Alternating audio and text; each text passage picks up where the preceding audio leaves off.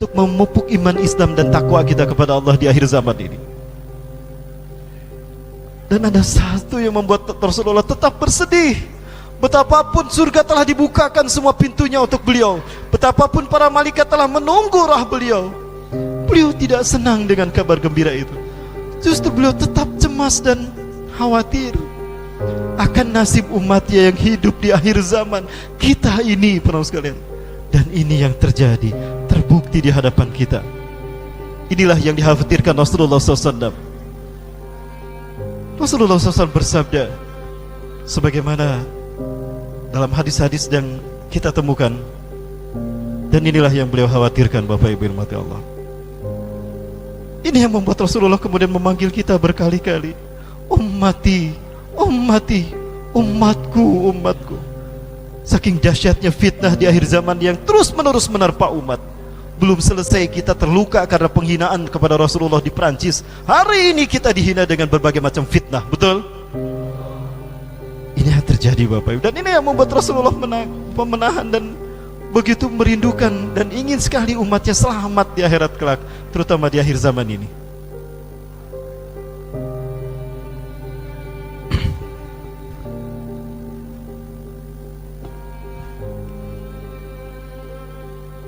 Dalam satu hadis Rasulullah SAW menjelaskan kepada kita kondisi yang membuat beliau begitu khawatir dan cemas kepada kita yang hidup di akhir zaman ini.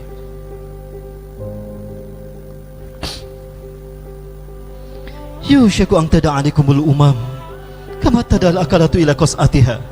Aku khawatirkan kalian akan dimangsa oleh bangsa-bangsa di dunia kama tadal akalatu ila qas'atiha, sebagaimana hidangan yang siap disantap oleh para pemangsanya di atas meja. Mereka bertanya kepada Rasulullah SAW, ya Rasulullah, amin killatin nahnu yawma idzin. Apakah jumlah kami sedikit pada saat itu Rasulullah, hingga kami disiksa, hingga kami difitnah? Bal antum yawma idzin katsir. Bahkan jumlah kalian saat itu banyak. Walakinnakum gutsa'un ka gutsa'is sail. Tapi kalian seperti buih di lautan. Betapa tinggi ombak menakutkan, tsunami menakutkan, tapi begitu sampai ke darat hilang tanpa jejak. Au karimal fisyati'il bahar, atau kalian seperti pasir di tepi pantai.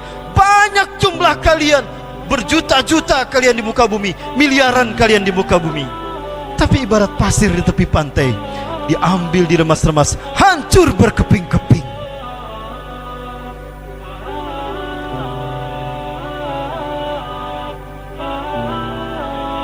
Wala yanzalna al-mahabbata min suduri a'daikum, dan sungguh Allah akan mencabut rasa takut dari dada musuh-musuh kalian.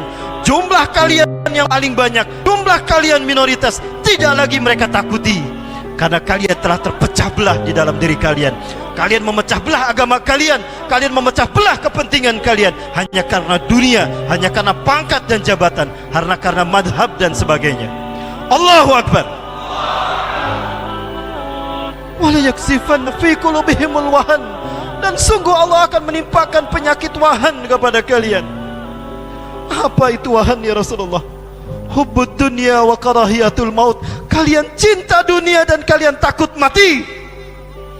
Hina kalian di pandangan manusia, malu kalian di hadapan Allah. Saudara kita disiksa. Kiblat kita pertama diinjak-injak anak cucu babi dan kera. Kalian sibuk dengan urusan dunia kalian, kalian sibuk dengan kekayaan, dengan harta kalian. Mana cinta kalian kepadaku? Mana bukti cinta kalian kepadaku? Kata Rasulullah. Siapkan jawaban kita jika Rasulullah menuntut kita nanti di akhirat. Lupakah kita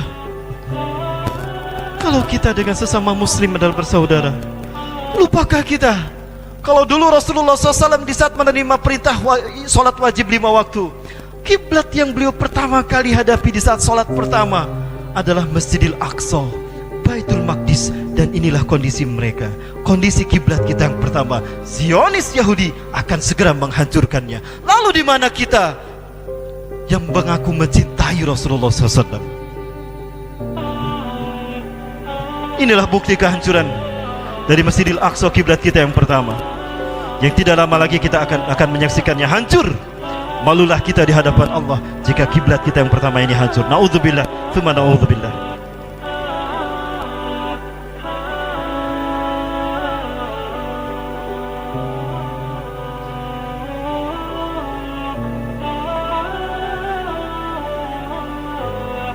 Dan inilah yang membuat Rasulullah SAW memanggil-manggil kita 3 kali. Umatku, umatku.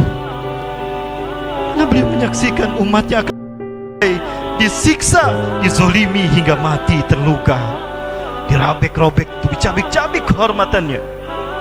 Bukan hanya darah yang mereka kuras dari kita, bukan hanya kekayaan alam kita yang mereka rampas, bukan hanya keringat kita yang mereka peras, akidah kita juga mereka peras habis-habis. Allahu Akbar. Inilah kondisi yang membuat Rasulullah cemas dan takut hingga beliau memanggil kita umatku, umatku, umatku.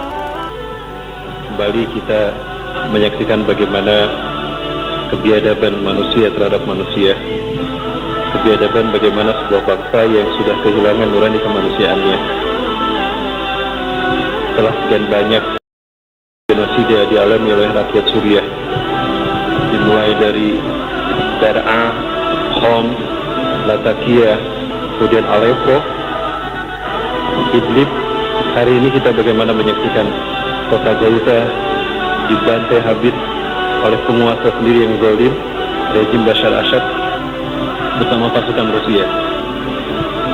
Semua ini merupakan bukti bagaimana manusia hari ini, akhir zaman ini, sudah kehilangan nurani dan fitrah kemanusiaannya. Mereka hanyalah manusia yang di dalamnya berhatikan syaitan. Auzubillah. Apa yang terjadi semua ini merupakan sebuah pembuktian dari apa yang disabdakan Rasulullah SAW.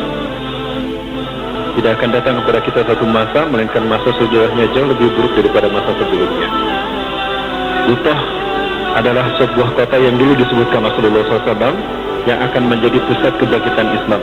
Di saat petaka Malhamatul Kubra terjadi adalah berada di Butah. Pustatul Muslimin Yawma Malhamatul Kubra fi makani nuqallul Butah. Pusat pemerintahan umat Islam di saat Malhamatul Kubra terjadi adalah di tempat yang bernama Butah. Nampaknya hadis ini sudah menjadi topik berikutnya bagi rezim Bashar Assad untuk mempertahankannya agar Islam tidak tampil di sana.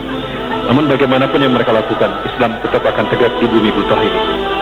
Pertanyaannya, apakah kita akan menjadi penonton atau menjadi bagian dari pelaku-pelaku kebangkitan Islam tadi?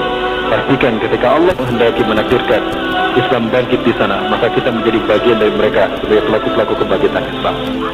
Saya Rahmat Baikuni menyeru pada kaum muslimin untuk sama-sama kita menunjukkan solidaritas kepada kita untuk kita buktikan kepada mereka kalau mereka tidak sendirian, kalau mereka memiliki saudara seperti kita, insya Allah Indonesia. Bersama Yayasan Wan Ummah kita mencoba menggalang dukungan sebagaimana NGO-NGO yang lain untuk menunjukkan kepedulian kita pada saudara kita, untuk menolong mereka agar memberikan perwujudan dari mimpi mereka. Kita tidak akan pernah berhenti berjuang untuk Butah, untuk Syam, sampai mereka merasa aman sebagaimana kita aman di negeri kita sendiri. Tidak kurang dari 1500 Nabi dan Rasul Allah lahirkan di bumi Syam, baik Suriah ataupun Palestina dan sekitarnya. Tapi hari ini kita saksikan kemanusiaan kembali tercoreng, hak asasi manusia kembali tercoreng dengan keangkaran murkaan manusia penguasa yang rakus untuk berkuasa di dunia, yang rakus dengan kekayaan dunia. Mereka halalkan segala cara, bahkan mereka halalkan darah dan kehormatan sesama manusia. Kita saksikan kembali hari ini. Dan jangan lupa Bapak Ibu sekalian, Suriah, Palestina, Rohingya, bahkan FPI adalah saudara kita, betul? Mereka muslim, mereka mukmin, maka mereka bagian dari tubuh kita. Bukankah Rasulullah SAW pernah menjelaskan, al-muslimu lil muslimin kal jasadil wahid, seorang muslim dengan muslim yang lain ibarat satu tubuh. Idza staka udwun, apabila satu luka terdapat pada bagian tubuh mereka, satu bagian tubuh mereka terluka, tubuh mereka semuanya merasa panas dan demam, meriang dan demam karena sakitnya. Ketika kaki kita terluka, maka tubuh kita pun terasa panas. Kepala kita berat karena terasa sakit seluruh tubuh kita. Bukankah mereka bagian dari tubuh kita?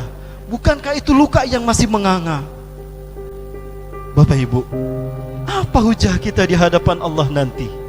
Ketika kita disibukkan dan dibikin bangga dengan kelompok kita, Kita ketika tidak bikin bangga oleh ulama-ulama kita sendiri yang membuat kita terpecah, tidak mau bersaudara, tidak mau bersatu dalam berjuang menegakkan Islam. Sibuk kita memperebutkan perbedaan madhab di antara kita, sementara saudara kita mereka dicabik-cabik hormat.